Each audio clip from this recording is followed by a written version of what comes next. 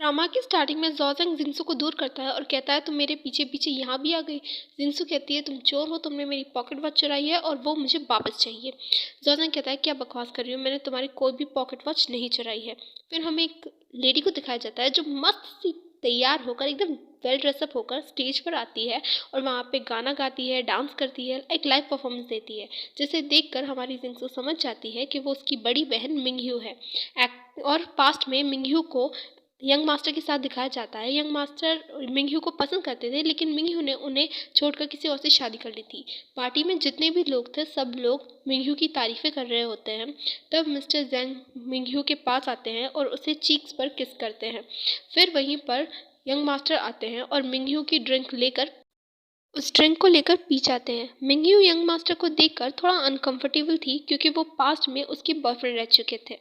Mister जैंग young master से पूछते हैं तुम्हें इतना टाइम कहाँ लग गया और तुम इतनी लेट क्यों आए हो। तभी मिस्टर जैंग को कोई बुला लेता है जिसकी वजह से उन्हें जाना पड़ता है। मिंगयू यंग मास्टर से कहती है तुम फाइनली वापस आ चुके हो और तुम्हारे भाई तुम्हारे लिए बहुत परेशान थे। फिर यंग मास्टर कहते हैं हाँ वो मेरा भाई है, ज़रूर मेरे लिए बहुत परेशान होगा। ऐसे ही वो दोनों बात कर रहे थे तभी एक आदमी वहाँ क्लब में सीन क्रिएट करता है। यंग मास्टर उस आदमी के पास जाते हैं और उसकी थोड़ी बहुत बेइज्जती कर देते हैं। जैसे ही वो आदमी यंग मास्टर को मारने वाला होता है तभी ज़ोज़ेंग उस आदमी का हाथ पकड़ लेता है। ज़ोज़ेंग उस आदमी का हाथ मोड़ देता है। तब यंग मिस्टर जैंग कहते हैं कि तुम गेस्ट को परेशान कर रहे हो, ऐसा करो गेस्ट को भेजो यहाँ से। और तब वो बंदा उन अपने आदमियों से कहता है कि इन सबको मार दो। तभी कुछ बंदे मिंगयू पर हमला करते हैं और फिर यंग मास्टर मिंगयू को बचाकर किसी सेफ प्लेस पर ले जा रहे होते हैं। तभी जिंगसू भी उनके पीछे आती है, लेकिन इस मारामारी में जिंगसू को चोट लग जाती है और तभी एक आदमी जिंगसू पर हमला करता है, पर ज़ोज़ेंग जिंगसू को बचा लेता है। जिंगसू की चोट को देखकर ज़ोज़ेंग का पारा एकदम हाई हो जाता है और वो अपने एक भाई को जिंगसू का ध्यान रखने के लिए कह जाता है। फिर ज़ोज़ेंग उन सभी आदमियों को एकदम तबीयत से मारता है, एकदम बुरा हाल कर देता है उन लोगों का। तभी खिसियानी बिल्ली आई मीन मिस्टर फैंग वहाँ पर आ जाते हैं और ज़ोज़ेंग को टोंट मारने लगते हैं कि मैंने तो सुना था ये मिस्टर जैंग का क्लब है, यहाँ पे बिल्कुल सेफ है, यहाँ की प्रोटेक्शन ज़ोज़ेंग के हाथों है, यहाँ पे तो कोई परिंदा भी पर नहीं मार सकता। तभी ज़ोज़ेंग का एक भाई कहता है मिस्टर फैंग आप क्यों भौंक रहे हो। फिर मिस्टर फैंग आई मीन खिसियानी बिल्ली कहता है कि ज़ोज़ेंग तुम अपने है ना भाइयों को थोड़ा कंट्रोल में रखा करो। वो लोग इसी तरीके से बात कर रहे होते हैं और लास्ट में उन दोनों के में एक फाइट डिसाइड होती है। तब ज़ोज़ेंग मिस्टर फैंग से कहते हैं कि अपना वेपन चूज़ कर लो। तभी मिस्टर फैंग ज़ोज़ेंग की तारीफ करते हुए कहते हैं कि पूरा शंघाई जानता है तुम्हारे मूव कितने फास्ट है, तुम कितने तेज़ हो। तभी ज़ोज़ेंग कहता है कि मैं खाली हाथ रहूँगा, मेरे पास वेपन नहीं होगा, वेपन सिर्फ आपके पास होगा। तो दोनों ही फाइट शुरू कर देते हैं और दोनों में एकदम एक्शन सीन देखने को मिलता है और जो भी एकदम नंबर 1 एक्शन सीन देखने को मिलता है। और लास्ट में जैसा हम सबको पता है मिस्टर फैंग बुरी तरीके से हार जाता है। फिर ज़ोज़ेंग उनकी गर्दन पर एक चाकू रखता है और कहता है कि तुम जापानीज़ डॉग बन गए हो और तुम जीना चाहते हो। तभी मिस्टर जैंग वहाँ पे आते हैं और कहते हैं इस क्लब में कभी खून नहीं बहा है, यहाँ पे सभी लोग मेरे दोस्त हैं। फिर खिसियानी बिल्ली आई मीन मिस्टर फैंग अपनी नाक कटाकर वहाँ से 9-11 हो जाता है, चले जाते हैं। ज़ोज़ेंग मिस्टर जैंग से कहता है कि ये मेरी गलती है, मेरे ऊपर था ये प्रोटेक्शन। मिस्टर जैंग कहते हैं इस बात इतनी सी बात को अपने दिल से लगाने की कोई ज़रूरत नहीं है, इसमें तुम्हारी कोई गलती नहीं है। मिंगसू की असिस्टेंट उसे ढूंढ रही होती है। फिर यंग मास्टर मिंगयू को वहीं पर रुकने के लिए कहते हैं और कहते हैं कि मैं बाहर जाकर देखता हूँ। मिंगयू कहती है कि तुम्हारे भाई को बचाने के लिए वहाँ पे बहुत सारे लोग हैं। फिर यंग मास्टर मिंगयू से कहते हैं कि याद रखो तुम मेरी भाभी हो। मिंगयू कहती है कि तुम इतने टाइम बाद वापस आए हो, तुम वापस मत जाना। फिर हमें दूसरी तरफ ज़ोज़ेंग और उसके भाइयों को दिखाते हैं। ज़ोज़ेंग के भाई कहते हैं कि आज तो तुम्हें मिस्टर फैंग को मार ही देना चाहिए था, पता नहीं अगली बार ऐसा कुछ हुआ तो मिस्टर और जिंग हमारी मदद करेंगे भी या नहीं। ज़ोज़ेंग के भाई ज़ोज़ेंग से कहते हैं कि अब इस लेडी का क्या करना है। तो ज़ोज़ेंग कहता है कि इसे होटल लॉन फॉरेस्ट ले चलो। जब वो होटल लॉन फॉरेस्ट जा रहे होते हैं तो जिंगसू बार बार ज़ोज़ेंग के कंधे पर अपना सर रख रही होती है, लेकिन ज़ोज़ेंग तो लड़कियों की परछाई से भी दूर रहता है तो वो उसे बार बार हटा रहा होता है, लेकिन फिर से वो जिंगसू उसके कंधे पे सर रख लेती है। फिर लास्टली ज़ोज़ेंग हार कर उसे अपना कंधा दे ही देता है। हमें ज़ोज़ेंग और यंग मास्टर को साथ में दिखाया जाता है और दोनों मस्त-मस्त ड्रिंक कर रहे होते हैं और यंग मास्टर कह रहे होते हैं कि यार फ्रांस की लड़कियों में तो कुछ भी नहीं है, कितना मुश्किल होता है उनसे ट्रांसलेट कर पाना, यहाँ चाइना की लड़कियाँ बेस्ट है। फिर ज़ॉज़ेंग यंग मास्टर को एक ज़िम्मेदारी देता है। यंग मास्टर पूछता है कौन सी ज़िम्मेदारी है, तो ज़ॉज़ेंग कहता है कि मैं तुम्हें लॉ एंड फॉरेस्ट दे रहा हूँ, तुम अब से उसे सँभालोगे। तो यंग और मेरा एक फ्रेंड है जो वहाँ पे मतलब वहाँ पे रुक रहा है, और उसका जो खर्च है वो तुम मेरे अकाउंट से काट लेना। तो यंग मास्टर कहते हैं कि कैसा खर्च, मतलब कैसे पैसे, दिमाग ख़राब है क्या, तुम्हारा दोस्त है तो मेरा भी दोस्त है। दूसरी तरफ मिंग्यू एक रिंग को देख रही होती है, और यंग मास्टर भी उसी रिंग को देख रहे होते हैं। एक्चुअली में ये रिंग यंग मास्टर ने मिंगू को प्रपोज करते टाइम दी हुई होती है, लेकिन वो उसे रिजेक्ट कर चुकी थी। सुबह जब जिंसू की आंखें खुलती है तो वो अपने आप को एक कमरे में पाती है। फिर एक सर्वेंट वहाँ पे आती है और कहती है कि मैम आप कैसी हैं। तो वो जिंसू पूछती है कि तुम हो कौन। तो वो सर्वेंट बताती है कि आप मुझे लान कह सकती हैं। फिर जिंगसू कहती है कौन सी जगह है। तब लान बताती है कि मैम ये होटल लॉन फॉरेस्ट है। तो जिंगसू कहती है कि क्या ये होटल है। तो वो कहती है जिंगसू कहती है कि मैं यहाँ पे कैसे आई और कब आई। तो वो कहती है कि मुझे मिस यंग मास्टर ने कहा है कि आपका अच्छे से ध्यान रखना है। तो जिंगसू कहती है कि यंग मास्टर, क्योंकि हमारी जिंगसू को पता नहीं था कि यंग मास्टर कौन है। दूसरी तरफ यंग मास्टर कहते हैं कि ज़ॉज़ेंग का कोई फ्रेंड यहाँ पर है। तो उसकी असिस्टेंट कहते हैं हाँ, और वो एक लड़की है। तो यंग मास्टर उसे सुनकर कहते हैं कि तब तो मुझे उसका अच्छे से ध्यान रखना पड़ेगा। दूसरी तरफ जिंगसू अच्छे से होटल का खाना एंजॉय कर रही होती है। तभी लान कहती है कि मैं मिस आपको ये खाना अच्छा लगा। तो जिंगसू कहती है कि तुम ना मुझे ये मिस मिस मत बोला करो, तुम मुझे सिर्फ जिंगसू बोला करो। बाद में लान जिंगसू की तारीफ करती है कि कहती है कि मिस आप बहुत प्रिटी हैं, शायद आप है ना मिंगयू की तरह ही बहुत ज़्यादा प्रिटी हैं। तो जिंगसू पूछती है क्या तुम मिंगयू को जानती हो। तो लान कहती है कि हाँ, शायद शंघाई वन में कोई ऐसा बंदा नहीं होगा जिसे यंग मिंगयू के बारे में पता नहीं होगा। तो जिंगसू कहती है कि उसका लास्ट नाम यंग नहीं रॉन्ग है। तो जिस पर लान कहती है कि नहीं, जहाँ तक मुझे याद है सभी लोग उसका लास्ट नेम यिन ही है। तो जिनसे कहती है कि तुम मुझे और कुछ बता सकते हो। तो वो कहती है लान कहती है कि मिंगयू नाइट क्लब की बहुत अच्छी डांसर थी और उसका डांस पूरे शंघाई में बहुत फेमस था। तो जिसे उनका जिनसे कहती है डांसर। तो क्योंकि वो काफ़ी सरप्राइज थी। और फिर लान कहती है लेकिन ये तो काफ़ी पहले की बात है, अब तो वो बहुत अच्छी और बड़े से घर में रहती है। और यंग मास्टर और उन्होंने काफ़ी अच्छा टाइम भी बिताया था। और जिंगसू अभी भी शौक में थी कि मेरी बहन डांसर थी, उसने कितना मुश्किल टाइम बिताया है, उसने कितनी मेहनत की होगी। कई बातों में लान जिंगसू को मिंगयू का एड्रेस भी बता देती है। तभी वहाँ से वो यंग मास्टर आ रहे होते हैं और फिर जिंगसू ने देखकर कहती है कि आप यंग मास्टर हैं।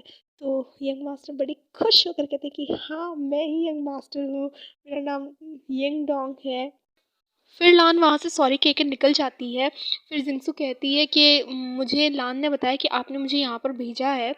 और यंग मास्टर कहते हैं कि ये इम्पोर्टेंट नहीं है कि तुम्हें यहाँ पे किसने भेजा है, इम्पोर्टेंट ये है कि तुम यहाँ पे ठीक से हो या नहीं हो। फिर वो उसकी चोट को देखते हैं और कहते हैं कि हाँ, तुम्हें थोड़ी सी चोट लगी है। और ये सबसे बुरी बात है कि मैंने पहले नोटिस नहीं नहीं किया, शायद मेरे पास इस चोट के लिए मेडिसिन होगी। तो जिंगसू कहती है थैंक यू यंग मास्टर, लेकिन क्या आप। फिर जिंगसू कहती है कि मैंने आपको कल देखा था कि आपने किस तरह मिंगयू को बचाया था। तो वो यंग मास्टर कहते हैं कि हाँ, वो मेरी सिस्टर इन लॉ है ना, इसीलिए। तो वो कहती है क्या कि मेरी बहन आपकी सिस्टर इन लॉ है। वो मेरी बहन है, एक्चुअली वो 14 साल पहले जा चुकी थी। यंग मास्टर कहते हैं कि मैंने कभी नहीं सुना कि मिंगयू की कोई छोटी बहन भी है। वो हमेशा कहती थी कि वो उसकी कोई फैमिली नहीं है, वो एक ऑर्फन है। तो जिंगसू कहती है कि ये पॉसिबल ही नहीं है।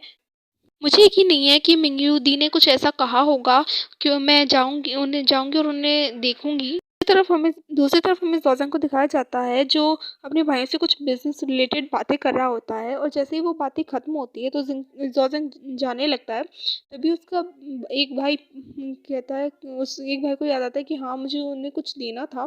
तो वो उस वॉच को ज़ॉज़ेंग को दिखाता है और कहता है कि ज़ॉज़ेंग आपको ये घड़ी चाहिए थी ना। तो फिर ज़ॉज़ेंग को पता चलता है कि जिंगसू ने ऐसा क्यों कहा था कि उसने उसकी वॉच ली है। तो फिर वो अपने भाई से कहता है तुम्हें किसने कहा कि मुझे ये वॉच चाहिए, ये चुपचाप उसे वापस कर दो। फिर हमें यहाँ पे एक जापानीज़ बंदा और किसियानी बिल्ली आई मीन मिस्टर फैंग को दोनों को साथ में दिखाया जाता है। जो जापानीज़ बंदा है उसका नाम लॉन्गसी होता है।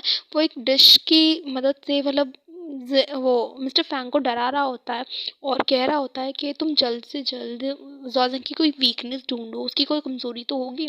जिस पर हमारा जो खिसियानी बिल्ली है वो कहता है कि तुम ज़ॉज़ेंग की बात करो, वो एकदम रोबोट की तरह है, उसकी ना कोई फैमिली है ना कोई वुमेन है।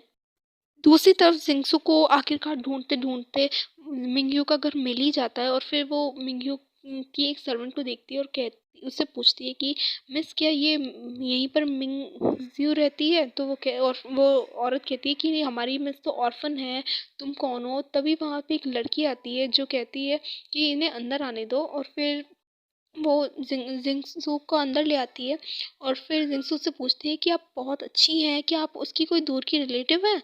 तो जिस पर वो लड़की कहती है कि नहीं मैं उसकी कोई रिलेटिव नहीं हूँ, मैं उसके अंडर काम करती हूँ। तो फिर वो जाती है और मिंगयू को बुलाने के लिए, तो जिंगसू को एक पास्ट का सीन याद आता है जहाँ पर वो दोनों बहनें साथ में थी। फिर एक लेडी आती है और फिर जिंगसू उस लड़की को देखकर थोड़ा शॉक हो जाती है क्योंकि ये लड़की वही होती है जो इससे जिंगसू पार्टी में टकराई होती है।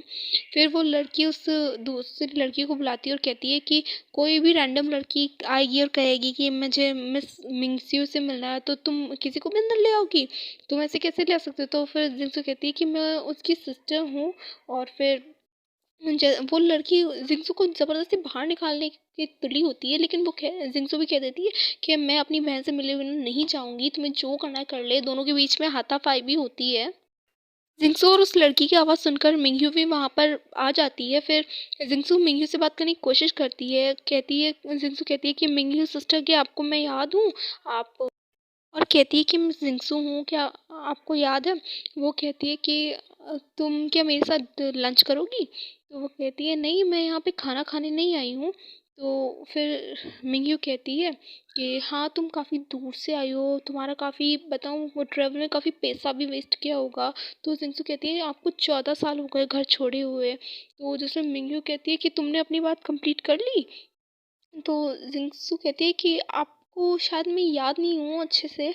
तो मिंगयू कहती है कि शायद तुम्हारे पास काफ़ी सारी अच्छी यादें हैं जिसे तुम याद रख सकती हो, लेकिन मेरे पास और मेरी मदर के पास ऐसी कोई याद नहीं थी। तुम्हें तुम्हारी फैमिली को वो लोग किस तरह ट्रीट कर रहे थे, मेरे डैड और मुझे किस तरह ट्रीट कर रहे थे, तुम्हारा नाम रॉन्ग है और मेरा नाम ये नहीं है, हम दोनों बहनें हो ही नहीं सकती।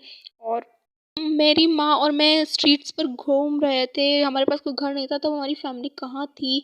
और जब मेरी माँ मरी थी तो वो भूख से मर गई थी और है ना उनकी स्किन ही थी सिर्फ उनके शरीर पर, तब मेरी फैमिली कहाँ थी? इस दुनिया में मेरी रोंग नाम की कोई भी सिस्टर नहीं है और मिंगयू ही है और हमेशा ये मिंगयू ही रहेगी। और वो उसे काफ़ी बुरी तरह ट्रीट करती है और लास्ट में उसे पैसे देती है और कहती है कि ये पैसे उठाओ और यहाँ से चल दो और यहाँ से एकदम निकल जाओ, मुझे दोबारा अपनी शक्ल मत दिखाना। तो जिंगसू उन पैसों को वहीं पर पास की टेबल पे रख देती है और कहती है कि मैं यहाँ पे पैसे के लिए नहीं आई थी, मैं सिर्फ यहाँ पे अपनी बहन से मिलने आई थी और आपका नाम चाहे कुछ भी हो मुझे कोई फ़र्क नहीं पड़ता, आप मेरी बहन थी हो और हमेशा ही रहोगी और ये बात आप अच्छे से ध्यान में रखना। और इस बात को आप क्या कोई भी चेंज नहीं कर सकता। और मैं उम्मीद करती हूँ कि एक दिन आप समझेंगी इस बात को। तब वो लड़की कहती है कि तुम मुझे यहाँ पे दोबारा मत दिख जाना, मैं दोबारा यहाँ पे देखना नहीं चाहती और जिंगसू को वहाँ से निकाल दिया जाता है। जिंगसू अपने मॉम डैड को याद करती है और कहती है कि मैंने अपना सब कुछ खो दिया है, अब मेरे पास मेरी सिस्टर ही बची हुई है और मैं उन्हें नहीं खोना चाहती। और हमारा एपिसोड 2 यहीं पर ख़त्म हो जाता है।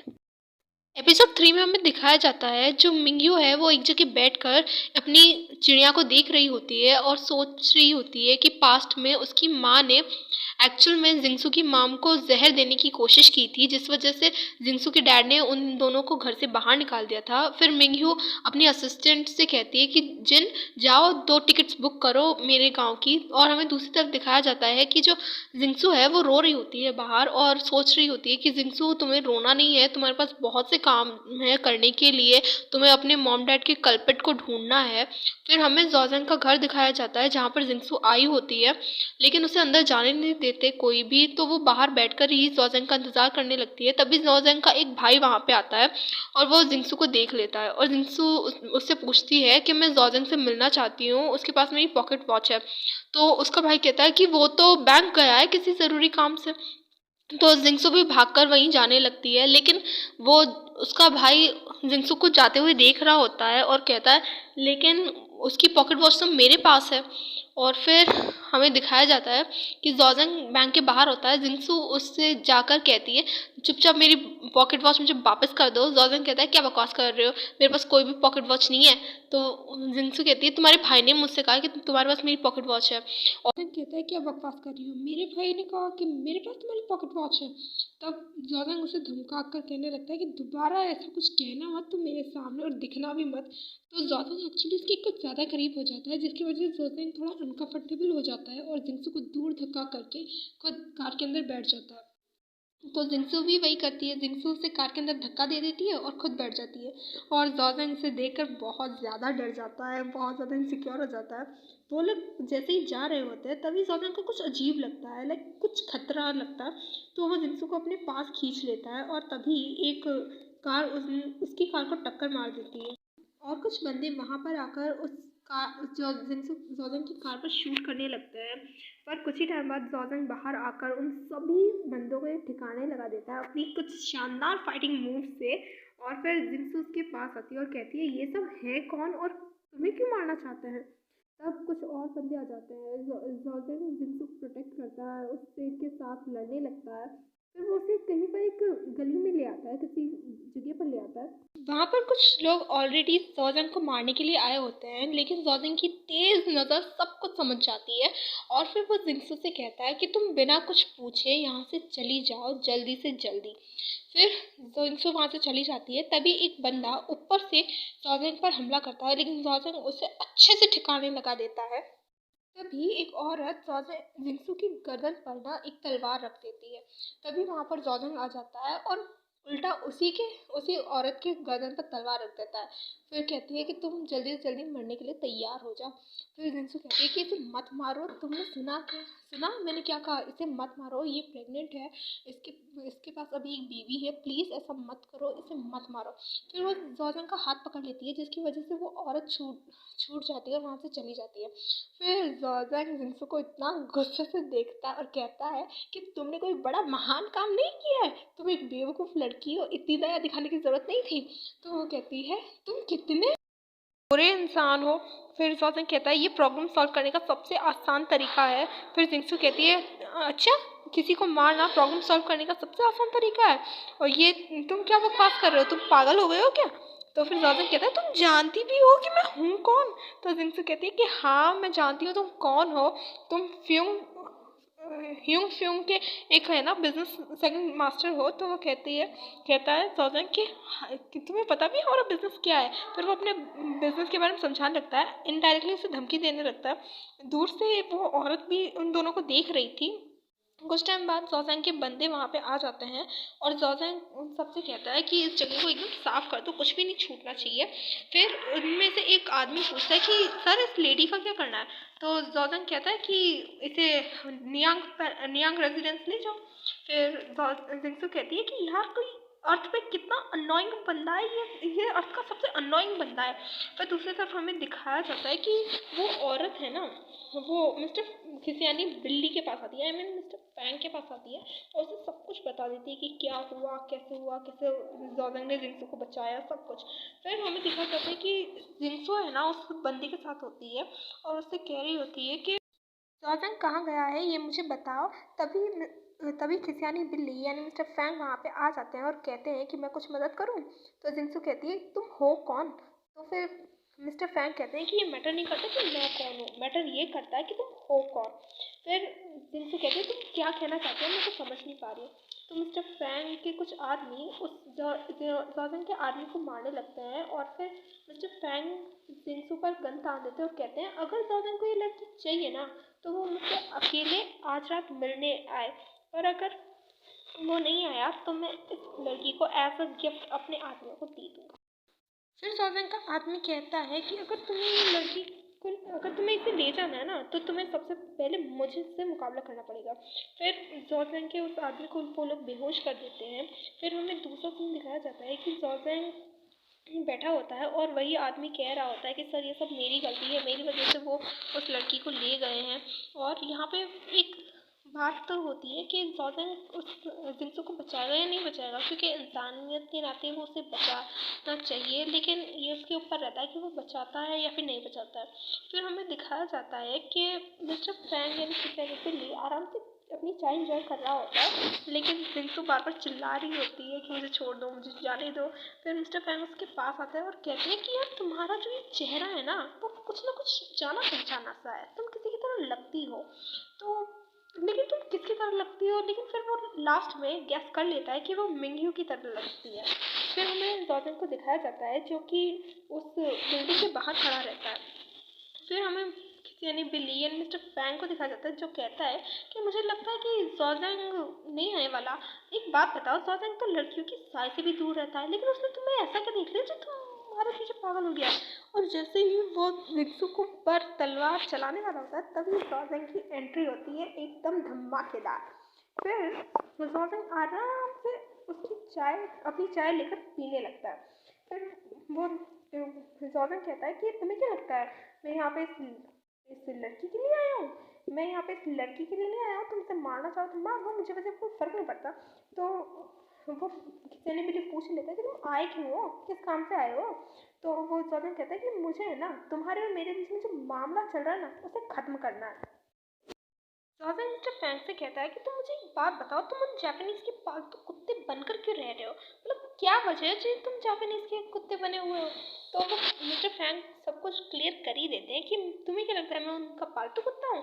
तुम भी अच्छे से जानते हो कि जो वो बुढ़ा इंसान है ना तुम्हारा मास्टर, वो जल्दी मरने वाला है। अब सवाल ये उठता है कि उसके मरने के बाद ये जो पूरा शंघाई का ये जो बिजनेस है ना वो संभालेगा कौन। इसीलिए ना मैं अपना रास्ता क्लियर कर रहा हूँ। तभी ज़ोज़ेंग के कुछ बंदे वहाँ पर आ जाते हैं और उन सबको मारने लगते हैं, लेकिन मिस्टर फैंग तब भी ज़ोज़ेंग को रुकने के लिए कहते हैं, लेकिन उसी टाइम पे जिंसू मिस्टर फैंग का हाथ काट लेती है और भाग जाती है। और जैसे मिस्टर फैंग जिंसू पर गोली चलाने वाले होते हैं ज़ोज़ेंग बीच में आ जाता है, जिसकी वजह से ज़ोज़ेंग को गोली लग जाती है। फिर ज़ोज़ेंग का एक भाई कहता है कि मिस्टर फैंग हिलने की ना कोशिश भी मत करना वरना अच्छा नहीं होगा।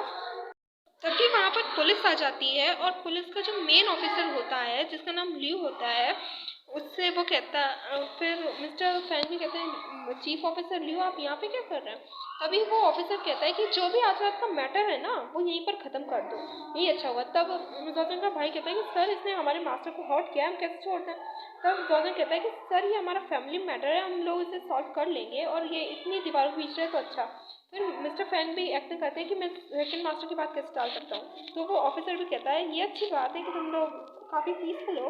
तभी ज़ोज़ेंग जिंसू को लेकर बाहर जा रहा होता है, तब ज़ोज़ेंग नीचे गिर जाता है। फिर जिंसू सभी को बताती है कि इसे बुलेट लगी है और इसका जल्दी से जल्दी ट्रीटमेंट करना होगा। तभी उसका एक भाई कहता है कि बकवास कर रहे हो। तो अभी ज़ोज़ेंग कहता है कि जिंसू से कहता है कि तुम्हें थैंक यू बोलने की जरूरत नहीं है, मैंने सिर्फ तुम पर एहसान किया है और जब भी तुम्हें मौका मिले ना तो ये एहसान तुम मुझे वापस भी कर देना। फिर उसका एक भाई कहता है हम सेकंड मास्टर का ध्यान रख लेंगे, आपको आपकी वॉच रिटर्न कर दी जाएगी। तभी हमें देखा जाता है कि सभी शंघाई के जो डॉक्टर होते हैं ना उन्हें लॉरेंसी ने एक जगह इकट्ठा कर लिया होता है। और फिर मिस्टर फैंग कहते हैं कि ये तो तुमने बहुत अच्छा किया है, अब तो उसका ट्रीटमेंट होएगा ही नहीं, ये काफ़ी अच्छा आइडिया है। और दूसरी तरफ जिंसू ज़ोज़ेंग के लिए सूप बना रही होती है क्योंकि उसे चोट लगी होती है, लेकिन ज़ोज़ेंग के भाइयों को कोई भी डॉक्टर नहीं मिलता शंघाई में। तो उसका एक भाई कहता है कि सर्च कंटिन्यू रखो, बिल्कुल भी मत रुकना, डॉक्टर ढूंढ ही लेना। फिर जिंसू ज़ोज़ेंग के घर आती है और उसे एक आदमी मिलता है और वो कहती है कि मैंने ये मेडिकल सूप बनाया है ज़ोज़ेंग के लिए, तुम उसे दे देना। तो वो आदमी कहता है कि इसका क्या काम है जब उनका ट्रीटमेंट हुआ ही नहीं। तब ये सुनकर जिंसू अंदर चली जाती है और बेचारे उस आदमी का पूरा हाथ जल जाता है क्योंकि सूप इतना गर्म होता है। ज़ोज़ेंग के भाई कहते हैं कि सेकंड मास्टर का बुखार तो उतर ही नहीं रहा, नीचे ही नहीं आ रहा। तो फिर जिंसू कहती है कि मैं ट्राई करूं क्योंकि मेरे डैड एक डॉक्टर थे और मुझे भी मेडिसिन की अच्छी नॉलेज है। तो वो जिंसू कहती है कि मैं बचपन से अपने फादर को फॉलो करती आई हूँ, जब भी वो मेडिसिन देते थे। तब ज़ोज़ेंग भी कहता है कि हाँ जिंसू को एक बार ट्राई कर लेने दो, क्योंकि ज़ोज़ेंग को भी उस पर भरोसा होने लग गया था। लेकिन ज़ोज़ेंग का एक भाई कहता है कि सर हमें तो पता ही नहीं है ये लड़की सच भी बोल रही है झूठ। तो ज़ोज़ेंग कहता है कि मुझे सिर्फ भरोसा है, बस उसे ट्राई करने दो।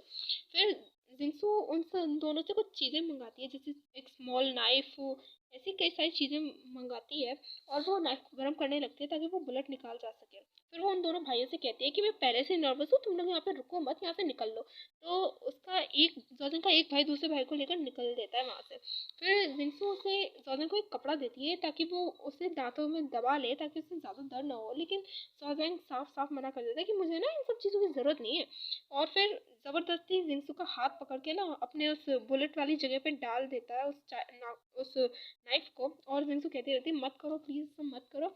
और इसी बीच जॉर्डन ना बेहोश हो जाता है दर्द की वजह से। बाहर उन दोनों भाइयों का ना बुरा हाल हो रहा होता है कि क्या हुआ होगा। फिर सक्सेसफुली जिंसू ना उस बुलेट को निकाल ही लेती है और बाहर आकर कहती है कि मैंने वो बुलेट निकाली है, तुम लोग देख लेना। फिर बाहर आकर ना वो अपने डैड से कहती है कि डैड, मैंने अपना फर्स्ट ऑपरेशन सक्सेसफुली पूरा कर लिया है। फिर हमें मिंग्यू को दिखाया जाता है जो कि वहीं पर रॉन्ग रेजिडेंस में आई हुई होती है, और फिर वो देखती है कि सब कुछ जल गया होता है और वो याद कर रही होती है कि कैसे उसकी मॉम ने कहा होता है कि तुम इस बेइज्जती को कभी मत भूलना, तुम इन लोगों को कभी भी माफ़ मत करना। और मरते समय भी उसने कहा था कि ये जो सब कुछ हुआ है ना वो सिर्फ जिंक्सू और उसकी मॉम की वजह से हुआ है। फिर मिंग्यू कहती है कि मुझे लगता था कि रॉन्ग सबसे ज़्यादा पावरफुल है इस जगह में, सबसे ज़्यादा वेल्दी है, लेकिन मैं गलत थी। अब मेरे पास शंघाई का सबसे ज़्यादा महंगा घर है, मेरे पास सब कुछ है जो एक रिच वुमेन के पास होता है। मेरे और ऐसा पागलपन करते हुए उसकी असिस्टेंट भी उसे देख रही होती है, जिन भी देख रही होती है उसे। लेकिन फिर वो कहती है कि आपको क्या लगता है कि मरने के बाद मैं आप सबको माफ़ कर दूंगी तो मैं सब कुछ भूल जाऊंगी, लेकिन आपको ना ये सब गलत लगता है कि आप के मरने के बाद मैं ये सब कुछ भूल जाऊंगी। आपके लिए हमेशा आपकी एक ही डॉटर रही थी ना, तो मैं हमेशा उसे भी बहुत तकलीफ दूंगी। फिर उसे एक बुलेट मिलती है और फिर वो उसे ले जाती है। हमें दूसरी तरफ दिखाया जाता है कि जिंक्सू ना जॉर्डन की बड़ी सेवा कर रही होती है, और फिर हमें दिखाया जाता है कि जो यंग मास्टर है ना वो एक लड़की से मिलने आए होते हैं। वो लड़की कह रही होती है कि मैं तुम्हारी फैमिली के बराबर नहीं हूँ, लेकिन तुम्हारी फैमिली से कम भी नहीं हूँ। मेरे फादर एक इंडस्ट्रियलिस्ट है और मेरे भाई एक पुलिस ऑफिसर है, तब भी तुम उन लड़कियों के साथ क्या कर रहे हो? तो क्या कर रहे थे तुम उन लड़कियों के साथ? तो फिर यंग मास्टर कहते हैं कि वो सिर्फ एक डांसर थी, वो सिर्फ मेरी अच्छी फ्रेंड है, बस इतनी ही सी बात है। तो फिर वो वो लड़की उससे काफ़ी गुस्सा हो जाती है यंग मास्टर से, और फिर यंग मास्टर कहते हैं कि मैं तुम्हारे लिए ना परफेक्ट नहीं हूँ। तो इस तरीके से उनका ना एक ब्रेकअप सा हो जाता है, और फिर वो लड़की कहती है तुम्हें इसका रिग्रेट होगा, और फिर वो यंग मास्टर के चेहरे पे ना कॉफ़ी डाल देती है, एकदम फेंक देती है। फिर कोई पीछे से आ रहा होता है और गलती से यंग मास्टर का सर सीधा उस प्लेट में जा गिरता है। फिर यंग मास्टर देखते हैं कि वो तो उसका फ्रेंड है, और फिर उस बंदे के पीछे कुछ लोग पड़े होते हैं। फिर यंग मास्टर भी उसके पीछे पड़ जाते हैं और ऐसा भागम भाग हो रहा होता है, लेकिन यंग मास्टर शॉर्टकट से अपने फ्रेंड को बचा लेते हैं। और फिर वो कहते हैं कि यंग मास्टर तुम? तो फिर वो कहते हैं हाँ मैं हूँ।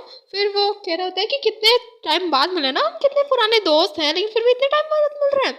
तो उसका दोस्त कहता है कि हाँ यार मुझे काम था इसीलिए मैं इतना मिल नहीं पाया तुमसे। तो वो कहता है कि तुम मुझे बताओ ना, यंग मास्टर कहता है कि तुम मुझे बताओ, मैं कर देता हूँ तुम्हारा काम।